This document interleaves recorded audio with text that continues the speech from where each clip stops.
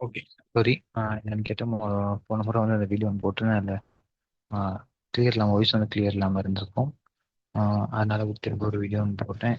Okay, பார்ப்போம். கேள்வி பார்ப்போம். அதாவது பார்த்தீங்கன்னு கேட்டால், முதலாவது கேள்வி என்னன்னு கேட்டால், ஏபிசி ஆகிய மூவர் ஒரு வேலையை தனித்தனியே வந்து 8, 12, 16 நாட்களில் செய்து முடியும். அப்போ 8, 12, 16 நாட்களுக்கு எழுதிக் கொள்வோம். ஏக்கு வந்து 8, பிக்கு வந்து 12, சிக்கு வந்து 16 நாட்கள் வந்து நாம் தனித்தனியாக அந்த வேலையை முடிக்கிறதுக்கான நாட்கள் வந்து எடுக்கணும். சரியா? ஏபி ஆகிய இருவரும் சேர்ந்து 3 நாட்கள் வேலை செய்தனர்.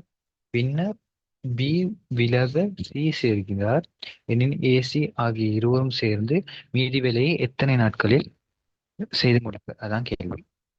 சரியா? இப்ப நமக்கு தெரியும். ஆஹ் மொத்த வேலை எவ்வளவுன்னு தெரிஞ்சுன்னா நமக்கு என்ன செஞ்சு கொள்ளக்கூடியதா இருக்கும், ஈஸியா இருக்கும். அப்ப மொத்த வேலையை நம்ம கண்டுபிடிக்கிறதுக்கு நீங்க ஒண்ணும் இல்ல, இந்த 3 இலக்கத்தின் போமசிய பாருங்க. போமசிய பார்க்க போறோம். அப்போ போமசிய பார்த்தா 8, 12, 16க்கு போமஸ் நீங்க பாத்தீங்கன்னு கேட்டா 48. நான் கால்குலேட் பண்ணல, நீங்க பாருங்க, உங்களுக்கு தெரியும். 12 மடங்குல பாத்தீங்கன்னா 32, 48, 48ல 12 இருக்கு, 8 உள்ளடங்கிருக்கு, 48. மொத்த வேலை வந்து எத்தனைன்னு கேட்டா 48. சரியா? அப்ப உங்களுக்கு பாருங்க, ஏ வந்து 8 நாட்கள்ல இந்த வேலையை முடிச்சாரு. அப்ப நான் ஏ வந்து என்ன செய்றாரு, அப்போ ஒரு நாளைக்கு எவ்வளவு வேலை செய்வாரு அப்படிங்கிறத பார்க்க போறோம். இப்ப 48 8ஆல பிரிச்சேன்.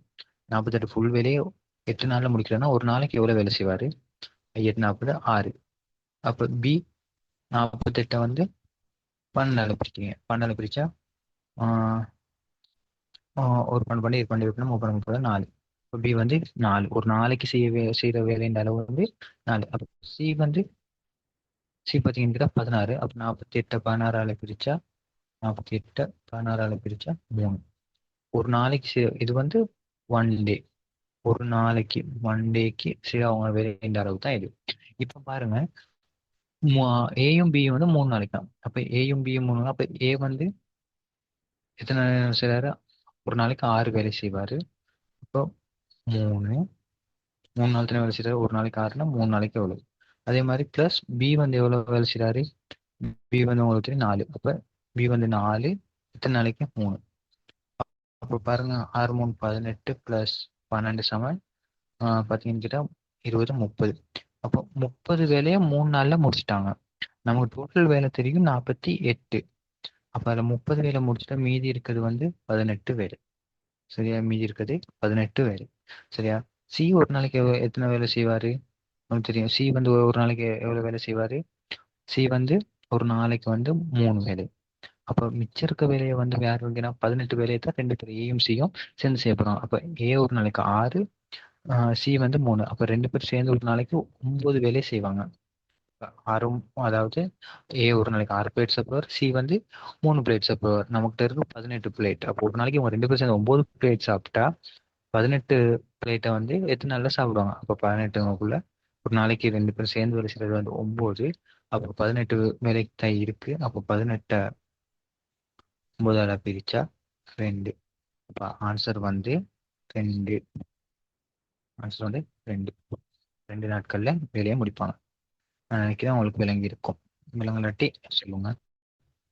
அடுத்த கேள்வி பார்ப்போம். 24 கேள்வி வந்துட்டோம். சரியா? ஓகே. அதாவது ஏ என்பவர் ஏ என்பவரும் பி என்பவரும் ஒரு வேலையை செய்ய 12 நாட்கள் எடுக்கும். அப்ப ஏயும் பிளஸ் பி வந்து எவ்வளவு நாள் எடுக்குமா? 12. பியும் சியும் அந்த வேலையை செய்யறதுக்கு வந்து 18 நாட்கள் எடுக்குமா? சரியா? ஏ என்பவர் சி என்பவரை விட 2 மடங்கு விரைவாக வேலை செய்யப்படுது. அதாவது என்னன்னு சொல்றாங்கன்னு கேட்டா, ஏங்கிறவர் வந்து ஏங்கன்னு சொல்றவர் ஏ என்பவர் சி என்பவரை விட 2 மடங்கு, அதாவது 2 சி செய்யற வேலையை தனி ஒரு ஆளா வந்து என்ன செய்வாருன்னு கேட்டா ஏ வந்து வேலை செய்து முடிப்பார். சரியா? ஏ என்பவர் சி என்பவரை விட 2 மடங்கு விரைவாக வேலை செய்யக்கூடியவர். அப்படின்னா ஏ என்பவர் வந்து ஏங்கிறவர் வந்து சி ரெண்டு ரெண்டு சி செய்யற வேலையை வந்து ஏ ஒரு ஆள் இருப்பார் வேலை. அதை ஞாபகம் வச்சுக்கிட்டீங்கன்னா சரி. இதை எடுத்துட்டீங்கன்னா சரியா? இப்ப நமக்கு பார்க்க போறோம்.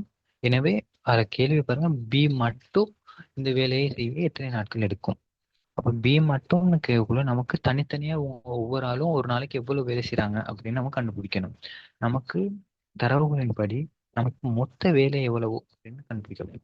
சரியா? மொத்த வேலை பார்த்தீங்கன்னு கேட்டா, நான் அதே மாதிரி முதல்ல சொன்ன கேள்வி மாதிரி தான். 12க்கும் 15க்கும் நீங்க ஃபார்மசியை பாருங்க. 12க்கும் 15க்கும் ஃபார்மசி பார்த்தீங்கன்னு கேட்டா உங்களுக்கு தெரியும் 60. 60 தான் ஃபார்மசி. சரியா? அப்ப 60 ஃபார்மசினா ஏயும் பியும் 12 நாள்ல வேலையை முடிக்கிறாங்கன்னா ஒரு நாளைக்கு செய்யக்கூடிய வேலை எந்த அளவு பார்த்தீங்கன்னு கேட்டா 5. ஓகே தானே? அப்ப ஏயும் பியும் சேர்ந்து ஒரு நாளைக்கு ஒன் டேக்கு நல்லா பார்த்துங்க. ஏயும் பிளஸ் பியும் ஒரு நாளைக்கு அவங்க செய்யற வேலை வந்து 5. அதே பியும் சியும் பார்ப்போம். 60 15 பிரிச்சா 4. சரி?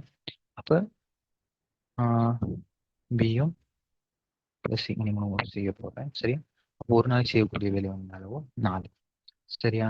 இப்ப பாருங்க நம்ம ஆல்ரெடி கண்டிருக்கோம். ஏங்கிறவர் வந்து 2 சின்ற வேலையை செய்யறாரு. அப்படித்தானே? அப்ப இன்னைக்கு ஏக்கு பதிலா நாங்க இன்னைக்கு போடுறேன் 2 சி பிளஸ் பி சமன் 5.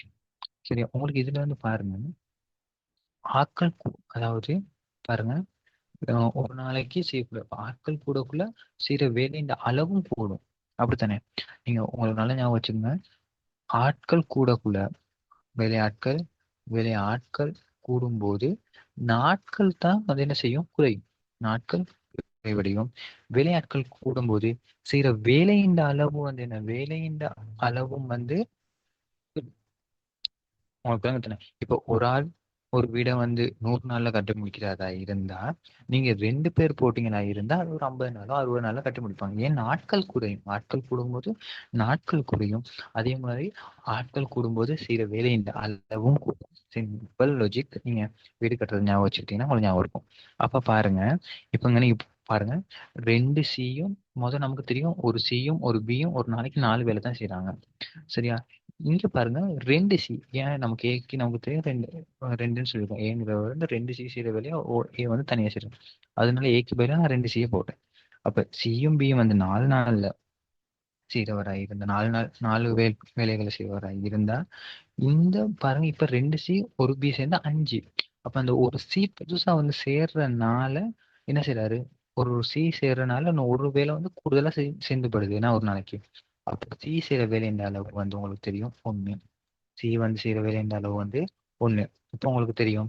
அப்ப சி வந்து 1 இருந்தா பி வந்து எத்தனை ஒரு நாளைக்கு என்ன வேலை செய்வார் 4. அதாவது ஒரு நாளைக்கு ஃபுல்லா சியும் பியும் சேர்ந்து 4 பிளேட் சாப்பிடுறாங்களா இருந்தா சரியா? அப்ப சி வந்து ஒரு பிளேட் சாப்பிட்டா மிச்சம் 3 பிளேட் யார் சாப்பிடுவா? மிச்சம் 3 பிளேட் யார் சாப்பிடுவா? பி. அதே மாதிரி பாருங்க இங்க பி வந்து 3 பிளேட் சாப்பிடுவாரா இருந்தா ஏ வந்து எத்தனை பிளேட் சாப்பிடுவா? 2 பிளேட் சேர்ந்தா 5 பிளேட் சாப்பிடுறாங்க. ஓகே. அப்ப நமக்கு தனித்தனியா கண்டுட்டோம். ஒவ்வொரு ஆளும் என்ன வேலை செய்யணும். நமக்கு மொத்த வேலையின் அளவு தெரியும் 60. பி ஒரு நாளைக்கு செய்யக்கூடிய அளவு வந்து வேலையின் அளவு வந்து 3. அப்ப எத்தனை நாள் வேலையை முடிப்பாரு? 20 நாட்கள். கேள்வி 20 நாட்கள். இதே ஏ இந்த அளவு கேட்டுருந்துச்சுன்னா ஓகே சிம்பிள் 60. நமக்கு ஏன் ஒரு நாளைக்கு செய்யற வேலையின் அளவு தெரியும் 2. 2ல பிரிச்சா 30. 30 நாட்கள். அப்ப சிஏ கேட்டுருந்துச்சுன்னா இது வந்து ஏ. சரி இது பி. இது ஏ. சி கேட்டுருந்துச்சுன்னா உங்களுக்கு தெரியும் சி வந்து ஒரு நாளைக்கு ஒரு வேலை தான் செய்வாரு. 60 ஒரு நாளைக்கு வச்சா 60 நாட்கள் எடுப்பாரு. சிம்பிள். உங்களுக்கு புரிஞ்சிருக்கும் அப்படின்னு நினைக்கிறேன். சரியா? அடுத்து நல்ல ஒரு கேள்வி ஒன்று. இந்த வீடியோ கொஞ்சம் ஸ்டாப் பண்ணிட்டு சரி நீங்கள் செஞ்சு பாருங்க. ட்ரிக்கி கொஸ்டின் ஒன்று தான். ஐ ஹோப் நீங்கள் சரியா செய்வீங்களா இருக்கும். சில பேர் பிள்ளைகள் விடுறதுக்கான வாய்ப்புகளும் இருக்கு. நான் ஃபர்ஸ்ட் டைம் பிள்ளைகள் விட்டு தான் செஞ்சேன். அப்போ ஓகே பிள்ளைகள் திருத்திக் கொள்வோம். ஓகே இந்த மாதிரி கேள்விகள் வந்தால் நமக்கு செய்து கொள்ளக்கூடியதாக இருக்கும். பார்ப்போம். ஒரு குறித்த ரசாயன பகுப்பாய்வு கூட்டத்தில் 4 நபர்களின் பின்வரும் பரிசோதனைகளை செய்வதற்கு தீர்மானிக்கப்பட்டது. இவை கொலஸ்ட்ரால் பரிசோதனை, சீனி பரிசோதனை, சளி தொடர்பான பரிசோதனை, ஈரல் தொடர்பான பரிசோதனை என்பனவாகும். முகவரிகள் எழுதப்பட்ட கடித உரையினுள் 8 தபாலிடப்பட்டுள்ளன. முகவரிகள் எழுதப்பட்ட கடித உரையினுள் 8 தபாலிடப்பட்டுள்ளன. எனினும் தவறுதலாக அல்லது பிழையாக அதாவது சிம்பிள் என்னன்னு கேட்டா இப்ப ஏ பி சி டி 4 பேர் இருக்காங்கன்னு வைங்களேன். இந்த 4 பேரும் என்ன செய்யறாங்கன்னு கேட்டா போயிட்டு செக்அப் ஒன் பண்றாங்க. இப்ப என்ன சொல்றாங்கன்னு கேட்டா இந்த 4 பேரோட செக்அப்லயும் சரியா என்ன மாதிரி அதாவது பிழையாக அதாவது பிழையாக போஸ்ட் போடுறது. இப்ப ஏ வந்து சுகர்ன்னு வைங்க, சுகர் டெஸ்ட் பண்ண வந்தாரு. இவர் வந்து கொலஸ்ட்ரால். சரியா? சரியான வந்து அதுதான். நீங்க என்ன செஞ்சுறீங்க? கொலஸ்ட்ரால் ஏக்கும் சுகரை பிக்கு அனுப்புங்க. இல்லாட்டி சுகரை வந்து சிக்கு அனுப்புறாங்க. மற்றது ஒன்று ஈரல் பிரச்சனை ஏக்கு அனுப்பு. அப்போ மாறி மாறி வந்து என்ன செஞ்சுறீங்க? போஸ்ட் பண்ணி விட்டுறீங்க. இது வந்து பாத்தீங்கன்னு கேட்டா வரிசை மாற்றம். வரிசை மாற்றம். வரிசை மாற்றம் ரிலேட்டடான ஒரு கொஸ்டின். வரிசை மாற்றம் தான். அதாவது நீங்க இந்த மாதிரி கேள்வி வரிசை மாற்றத்துக்கு வந்தீங்கன்னு கேட்டா இப்ப 4 தானே இருக்கு. அதாவது நீங்க கேள்விகள் பார்த்துருப்பீங்க. நாங்க சில பேர் ஒரு நாற்காலி 4 இருந்துச்சுன்னா அதுல 4 பேரை வந்து மாறி மாறி எத்தனை முறையில வந்து அமர செய்யலாம், அந்த மாதிரியான கேள்வி தான். அப்ப வந்து இது ஒரு வரிசை மாற்றம். அப்ப எத்தனை முறையில வந்து இவங்களுக்கு தபால் இடலாம் போஸ்ட்ல, அந்த பரிசோதனை அந்த ரிசல்ட்ஸ் வந்து எத்தனை பேருக்கு போடலாம். அப்போ வந்து 4 ஃபேக்டோரியல் என்ன செய்யலாம்? 4 ஃபேக்டோரியல். அப்ப 4 ஃபேக்டோரியல்னு நமக்கு தெரியும். 1 தர 2 தர ஃபேக்டோரியல் இப்படி தான் எழுதுவோம். 4 ஃபேக்டோரியல்ங்கிறது வந்து 1 தர 2 தர 3 தர 4 பெருக்குனா 1 2 2 2 3 6 6 4 24. அப்ப 24 முறையில வந்து என்ன செய்யலாம்? போஸ்ட் பண்ணலாம். 24 முறையில போஸ்ட் பண்ணலாம். இங்க கேள்வியை நல்லா பாருங்க. இனி தவறுதலாக அல்லது பிழையாக தபால் எழுதுவதற்கு நீங்க 24 முறையில நீங்க போஸ்ட் பண்ணிடுவீங்க. ஓகே. அதுல ஒரு முறை சரியான முறையில போஸ்ட் பண்ணிருப்பீங்களா? இல்லையா? ஏன்னா சீனி பரிசோதனை கொண்டு வர அவருக்கான சுகர் இது போயிருக்கும். கொலஸ்ட்ரால், ஈரல், சளி உங்க 4 பேருக்கும். அப்ப அதுல சரியானதும் இருக்கு. இந்த 24க்குள்ள சரியானது ஒன்றும் சேர்த்துதான் 24 முறை. அப்ப அந்த சரியானது ஒண்ணு வந்து கழிச்சு விட்டோம்னா 23 முறைகள் இருக்குன்னா நீங்க பிழையா அனுப்புறதுக்கு. அப்ப ஆன்சர் வந்து 23. சில பேர் நம்ம 24 கண்டுபிடிச்சிட்டு அதை அப்படியே ஆன்சர்ல போட்டுப்போம். ஆனா கேள்வி வந்து தவறுதலாக ட்ரிக்கி கொஸ்டின். சரியா? ஐ ஹோப் நிறைய பேர் சரியா செஞ்சிருப்பீங்க. கொஞ்சம் பேர் பிள்ளை விட்டுருக்கலாம். புரிஞ்சிருக்கும் அப்படின்னு நினைக்கிறேன். சாரி ஏதாச்சும் சவுண்ட் எதுவும் கிளியர் இல்லாட்டி கொஞ்சம் வீடியோ பார்க்குறவங்க கொஞ்சம் கமெண்ட்ல சொல்லுங்க கிளியரா இல்லாட்டி. சரியா? நான் பார்த்துட்டு இன்னும் கொஞ்சம் முடிஞ்ச மாதிரி வேற ஏதாச்சும் டிவைஸ் ஒன்று யூஸ் பண்றேன். அதோட வேற ஏதாச்சும் வீடியோ ரெக்கார்ட் பண்றதுக்கான டூல்ஸ் எதுவும் ஃப்ரீ டூல்ஸ் அப்படி இருந்தால் பண்ண சொல்லுங்க. நான் ஜூம்ல தான் ரெக்கார்ட் பண்ணி உங்களுக்கு போடுறேன். வேற எதுவும் ஃப்ரீ டூல்ஸ் வேற ஏதாச்சும் இருந்தால் கொஞ்சம் சொல்லுங்க. நான் அதையும் சேர்ந்து பண்ணுறேன். ஐ ஹோப் உங்களுக்கு விளங்கி இருக்கும், யூஸ்ஃபுல்லாக இருக்கும் அப்படின்னு நினைக்கிறேன். இந்த தரவுத்தளம் அப்படின்னு யூடியூப் சேனல் ஒன்று இருக்குது. அதையும் கொஞ்சம் அதுலேயும் இதே வீடியோஸ் தான் போடுறேன். டைம் இருந்தால் சப்ஸ்கிரைப் பண்ணி லைக் பண்ணி கொள்ளுங்க. படிங்க. நிறைய ஜிகேஸ் என்ன ஐக்யூஸ் டீச்சிங் எக்ஸாம் எழுதுறவங்க வந்து பாருங்க. நிறைய கொஷின் ப்ராக்டிஸ் பண்ணுங்க. இன்னும் ஒரு சில நாட்கள் தான் இருக்கு. நானும் ஜிகேஸ்ல கொஞ்சம் போக ஆண்டுகள் கொஞ்சம் பாடமாக்கி வச்சுக்கொள்ளுங்க. செய்யலாம் என்ற ஒரு நம்பிக்கையில் இருக்கு. Okay, thank you.